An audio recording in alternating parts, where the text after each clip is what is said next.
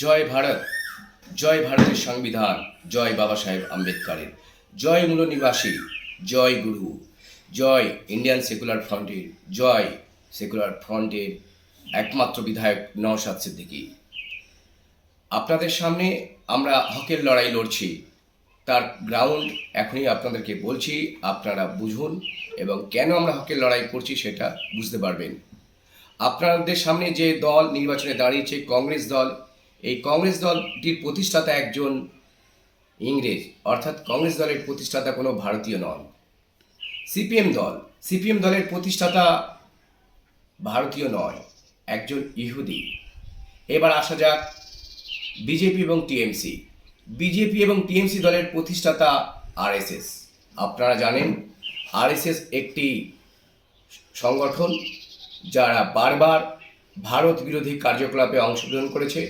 এই ভারত বিরোধী বা ভারতের আইন বিরোধী কার্যকলাপে অংশগ্রহণ করার জন্য মোট 4 বার এই আরএসএসকে ব্যান্ড করা হয়েছিল। একবার 1947 সাল, একবার 1948 সাল, একবার 1975 এবং 77-এর মধ্যে, একবার 1992 সাল, অর্থাৎ যখন বাবরি মসজিদকে শহীদ করে দিয়েছিল এই আরএসএসের ফলোয়াররা। অর্থাৎ ভারতবর্ষে আরএসএসকে মোট 4 বার ব্যান্ড করা হয়েছিল, কারণ এই আরএসএস ভারত বিরোধী কার্যকলাপে অংশগ্রহণ করার জন্য। এই আরএসএস দল জন্ম দিয়েছে বিজেপি এবং টিএমসি, এবং সে জায়গায় আমাদের প্রাণের প্রিয়, আমাদের চেয়ারম্যান নওশাদ সিদ্দিকী সাহেবের দল ইন্ডিয়ান সেকুলার ফ্রন্ট, যারা ভূমিপুত্রদের নির্বাচনে নামিয়েছে, ভূমিপুত্রদের জীবন এবং জীবিকা রক্ষার জন্য তারা লড়াই করছে। সুতরাং এ হক একমাত্র ইন্ডিয়ান সেকুলার ফ্রন্টের যারা প্রার্থী, তারা হকের লড়াই লড়ছে। বাকি যে দলগুলি সব কেউ ইংরেজদের দালালি করছে, কেউ ইহুদিদের চামচাগিরি করছে, কেউ আরএসএসদের চাটুকারিতা করছে মাত্র। ভালো থাকবেন সবাই।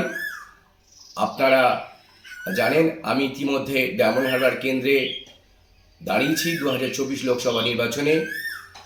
নওশাদ সিদ্দিকী সাহেবের মনোনীত এবং ইন্ডিয়ান সেকুলার ফ্রন্টের অনুমোদিত একজন প্রার্থী। আমাকে খাম চিহ্নে ভোট দিয়ে বিপুল ভোটে জয়যুক্ত করে ভারতীয় পার্লামেন্টে পাঠাবেন। আপনাদের দোয়া এবং আশীর্বাদ করবেন, এই বলে আপনাদের কাছে সংক্ষিপ্ত আবেদন করলাম। ভালো থাকবেন সবাই।